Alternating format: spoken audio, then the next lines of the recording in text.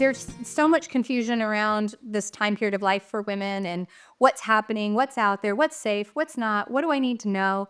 I'm so glad you took it upon yourself to have the Wisdom of Menopause Summit and help sort of women navigate this. So thank you for joining me on Menopause Mastery. Oh, thank you. I mean, it was so exciting that you said yes. I so appreciate it.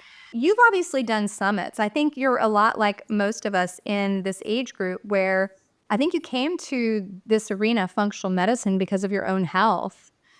Absolutely. So I'm actually a healer by nature in that I had a yoga studio for 10 years. My mother back in the day and I, before I could even drive, we were into food combining. Do you remember that? Don't Yeah. get your carbs with your proteins, melon, eat it alone or leave it alone. So it was kind of a perfect storm. And I'd had gut issues all my life since I was 5.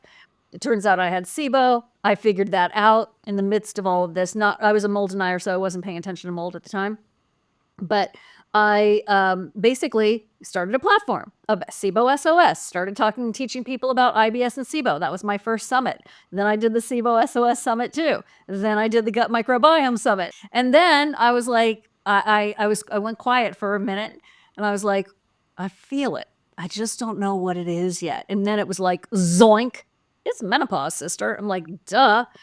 And my perimenopause was very confusing. I love to say it this way. Like, we don't get a pass on menopause. You can't avoid it. It is going to happen. Like, this isn't, yes, it is natural, but living 30 to 35 years afterwards is not natural. And all of those symptoms that we experience that most women are unaware of, I kind of took it for granted that at least women understood that some of the other things like the insomnia, the brain fog, the memory issues, the weight gain around the middle, the lack of libido, that was part of the picture. But it became really abundantly clear to me, even 20 years ago when we started our practice, that women were really confused that was even what's happening, because we all thought that happens at 50, right? Not that it was happening, because mine started at 39. And like you were already immersed and you had access to experts in healthcare, particularly functional medicine. I own a clinic and I have access. I can pick up the phone and talk to people from all over. And, but my 40s weren't great because I also had that overbearing message. Estrogen isn't bad. We do bioidentical, but you only need enough, right? And if you were estrogen dominant, which you and I have had this conversation, we definitely early on had those symptoms of excess estrogen because of where we are in that time period and the hormone changes of the loss of progesterone that occur in all women because of fertility changes, but some people more dramatically than others, that you then get to the point where you probably need it, but you're terrified to have it because you were sure you had too much. And for me, when, at 55 now, and when I went back at 48 to go back to school to really understand this mechanism and really dig in and then contribute to the science, I was like, oh my God, I probably should have been on estrogen Right? at 42 rather than 49 after everything had died out. And then it was very clear to me that this is the hill I'm dying on, and that all women need to have, really well-trained functional medicine, but also menopause method trained practitioners that really understand it. Because routinely we hear every day on our telemedicine clinic and in our clinic in Dallas, women will get told by functional practitioners. One told me that you need to do your diet and your lifestyle and your exercise, then you'll earn your hormones. Who the fuck do you think you are? Like, I am sorry, but you need hormones in order to do the diet, the lifestyle, and the exercise. Like, what? Or, that you don't need much and you need the lowest possible dose. You need to stay there at the lowest possible dose and without any real science to back it up, right? And so I was like, gosh, if I'm hearing that every day and I'm out here screaming from the mountaintops, there's so many women that need this help, just so many, and practitioners. Right. I would say my classes are advanced classes for people who want to understand how your hormones work and all that other stuff, but also practitioners to really deeply understand our natural hormones are not going to kill us. Ladies, we make up more than a quarter of the entire population. If you're not happy with stuff, we got the power because we got money, we got time, and we've got wisdom, and we got chick anger. which I'm all ready to harness, right?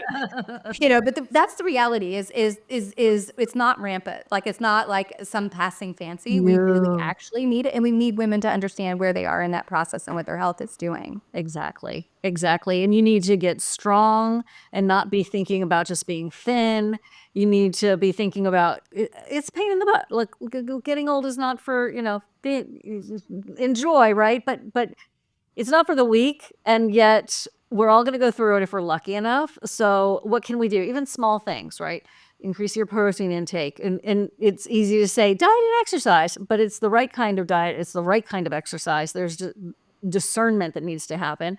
There is don't fall, because if you break a hip, you are not going to do as well. Studies show also the fact that a third of women in menopause are going to lose a tooth.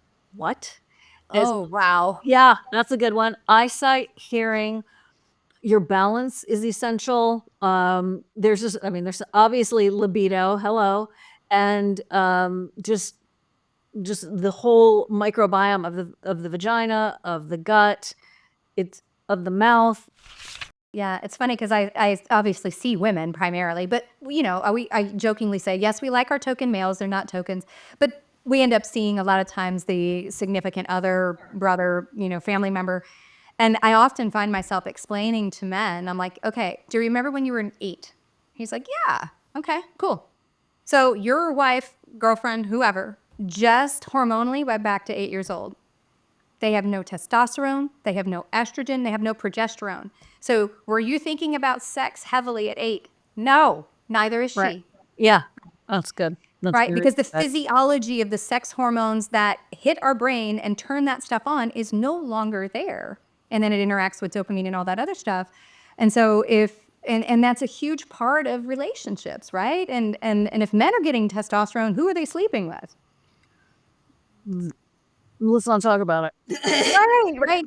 So the reality is as we deserve those hormones to not only keep us young and virile and healthy and all those other things, but to have a really incredible sex life, right? That is Oh, absolutely something we can have in this time period, and yeah, I agree completely. I it think it's should be so very it should be important. lovely.